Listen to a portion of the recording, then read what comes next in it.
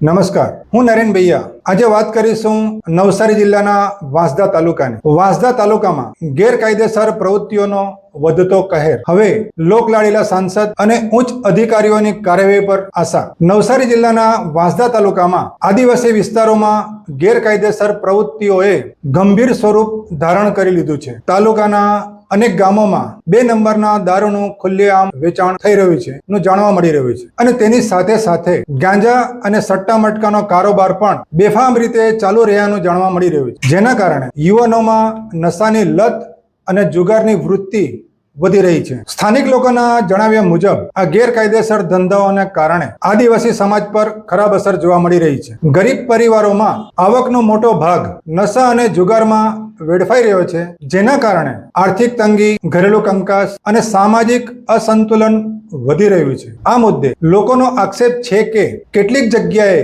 રાજકીય પ્રભાવને કારણે પોલીસ તંત્ર પૂરતી કાર્યવાહી કરી શકતો નથી. અનેક વખત મીડિયા અને ટીવી ન્યૂઝમાં આ મુદ્દો ઉઠાવ્યા છતાં પરિસ્થિતિમાં ખાસ કોઈ ફેરફાર કે અન્ય સુધાર જોવા મળ્યો નથી.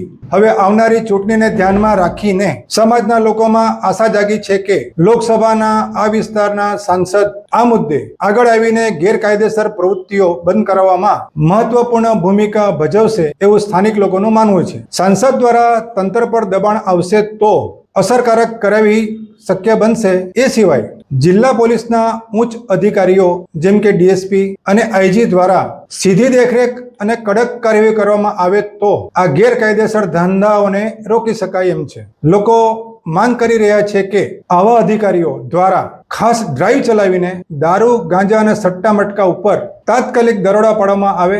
જ્યારે પોલીસ વાહન અકસ્માત અને ટ્રાફિકના નિયમો શીખવવા પોલીસ સ્પેશિયલ ડ્રાઈવ ચલાવવામાં આવે છે, તો સમાજના આદિવાસી આગેવાનો પણ હવે ખુલ્લેઆમ આનો વિરોધ કરી રહ્યા છે અને દારૂ નાબૂદી માટે પણ ડ્રાઈવ ચલાવવામાં આવે એવી માંગ ઉઠાવી રહ્યા છે. તંત્રને પણ વાંસદા વિસ્તારમાંથી દારૂબંધી થાય એના માટે પોલીસ તંત્રમાં પણ ફેરફાર કરવી, દારૂ જુગારને કાબૂમાં કરવાના પ્રયાસો ચાલુ થયા હોય એવું હાલના સમયે દેખાઈ આવે છે અને યુવાનોને નશા અને જુગારથી દૂર રાખવા માટે જાગૃતિ અભિયાન ચલાવવાની માંગ કરી રહ્યા છે. સમાજના આગેવાનોએ સરકાર અને પોલીસ પાસે માંગ કરી છે કે આદિવાસી વિસ્તારોને ગેરકાયદેસર પ્રવૃત્તિઓથી મુક્ત કરવા માટે તાત્કાલિક અને કડકમાં કડક પગલાં લેવામાં આવે. હવે જોવાનું એ રહ્યું કે સાંસદ અને પોલીસ અધિકારી સમયસર કાર્યવાહી કરશે કે કેમ અને આદિવાસી સમાજને આ સમસ્યાથી રાહત અપાવવામાં સફળ રહેશે કે કેમ એ આવનારો સમય બતાવશે.